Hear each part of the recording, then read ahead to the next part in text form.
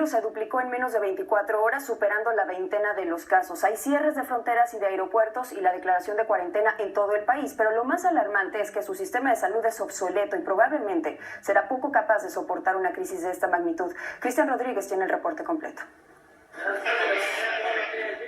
12, es decir, la mitad de los 24 casos en total se reportaron solo ayer y están distribuidos en 5 ciudades del país. El gobierno ordenó cerrar todas las fronteras al tráfico aéreo, marítimo y terrestre para evitar la entrada de más personas contagiadas, pero aún así las previsiones no son nada halagüeñas. Debemos prepararnos para el peor escenario. En las ciudades afectadas se ha declarado toque de queda absoluto.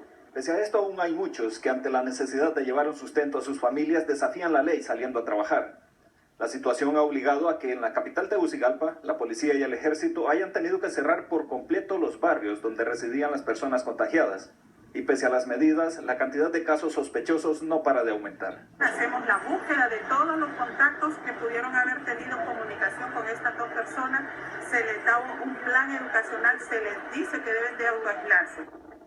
Sin embargo, tras 2 días de aislamiento, el gobierno suspendió por varias horas el toque de queda en Tegucigalpa, La Ceiba y Choluteca para que durante 7 horas la población pudiera reabastecerse de combustible el primer día e hiciera lo propio con alimentos y medicinas durante 9 horas el día siguiente antes de volver al estado de sitio como en el resto del país. Esto provocó que se formaran largas filas en las gasolineras y se desatara el caos en algunos supermercados, aumentando así el riesgo de que el virus se propague. Y es que Honduras apenas tiene capacidad de respuesta para hacer frente a una pandemia.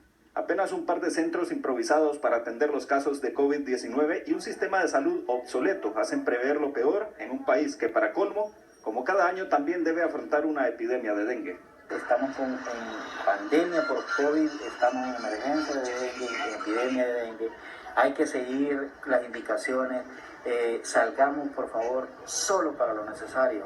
Mientras el gobierno hondureño aprobó ya un presupuesto de aproximadamente 46 millones de dólares para hacer frente a la crisis, el temor sigue creciendo entre la población y los médicos de algunos hospitales y centros de salud lamentan no contar siquiera con los implementos básicos de bioseguridad para poder trabajar. Desde San Pedro Sula, Honduras, Cristian Rodríguez, Noticias Telemundo.